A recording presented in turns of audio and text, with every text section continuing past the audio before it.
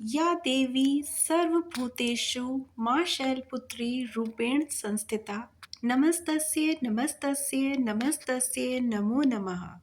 जय माता दी। हिंदू धर्म में चैत्र नवरात्रि का पर्व आस्था, भक्ति और शक्ति की उपासना का सबसे पवित्र समय माना गया है। मान्यता है कि नवरात्रि के इन 9 दिनों में माँ दुर्गा पृथ्वी पर अपने भक्तों के बीच आती हैं और उनकी सच्ची श्रद्धा से की गई प्रार्थनाओं को स्वीकार करती हैं।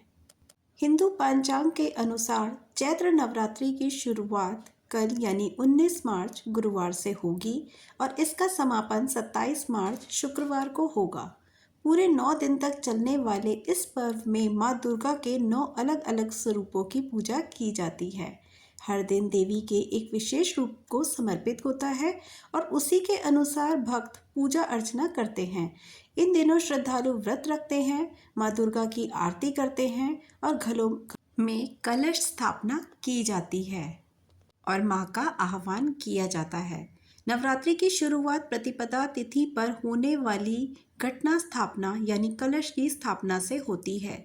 इसे नवरात्रि का सबसे महत्वपूर्ण हिस्सा माना जाता है। इस दिन विधि विधान से कलश स्थापित करके माँ दुर्गा का आह्वान किया जाता है और अखंड ज्योति जलाकर 9 दिनों तक पूजा की जाती है।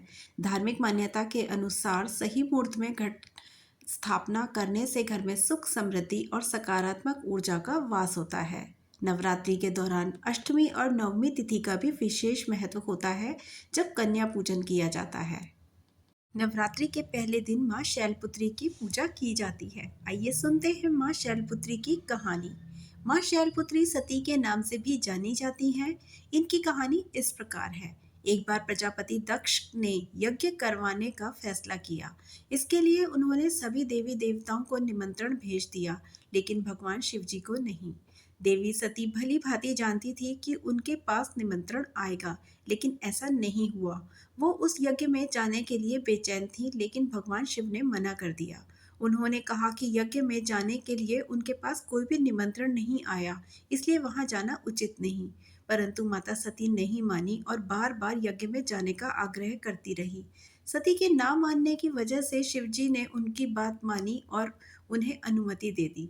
सती जब अपने पिता प्रजापति दक्ष के यहाँ पहुंची तो देखा कि कोई भी उनसे आदर और प्रेम के साथ बातचीत नहीं कर रहा है। सारे लोग मुंह फेरे हुए लग रहे हैं और सिर्फ उनकी माता ने ही स्नेहपूर्वक उन्हें गले लगाया।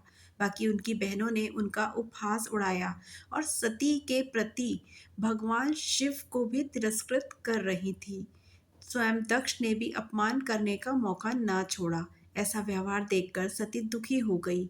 अपना और अपने पति का अपमान उनसे सहन न हुआ। फिर वह अगले ही पल कदम उठाया और अपनी कल्पना स्वयं दक्ष ने भी नहीं की होगी जो सती ने किया। उन्होंने उसी अग्नि में खुद को स्वाहा करके अपने प्राण त्याग दिए। भगवान शिव को जैसे ही इसके बारे में पता चला तो वे अत्यंत दुखी हो गए। दुख और गुस्से की ज्वाला में जलते हुए उन्होंने उस यज्ञ को भी ध्वस्त कर दिया। इसी सती ने फिर हिमालय के यहाँ जन्म लिया और वहाँ पर उनका नाम शैलपुत्री पड़ा। माँ शैलपुत्री का वास काशी नगरी वाराणसी में माना जाता है। वहाँ शैलपुत्री का एक बेहद प्राचीन मंदिर है, जिसके बारे में मान्यता है कि यहाँ माँ शैलपुत्री के दर्शन सिर्फ कर लेने से ही भक्तजनों की मुराद पूरी हो जाती है। कहा तो यह भी जाता है कि नवरात्र के पहले दिन यदि प्रतिपदा को जो भी भक्त माँ शैलपुत्री के दर्शन करता है, उसके सारे वैवाहिक जीवन के कष्ट दूर हो जाते हैं। क्योंकि शैलपुत्री माता का वाहन वृषभ है, इसलिए उन्हें रूड़ा रूड़ा भी कहा जाता है। इनके बाएं हाथ में कमल और दाएं हाथ में त्रिशूल है। ओम देवी शैलपुत्राय नमः। या देवी सर्वभूतेषु मां शैलपुत्री रूपेण संस्थिता नमस्तस्यै नमस्तस्यै नमस्तस्यै नमो नमः। ओम ह्रीं शिवाय नमः। जय माता दी। मां शैलपुत्री आपकी संपूर्ण मनोकामनाएं पूर्ण करे और आप पर सदा प्रसन्न रहें। जय माता दी।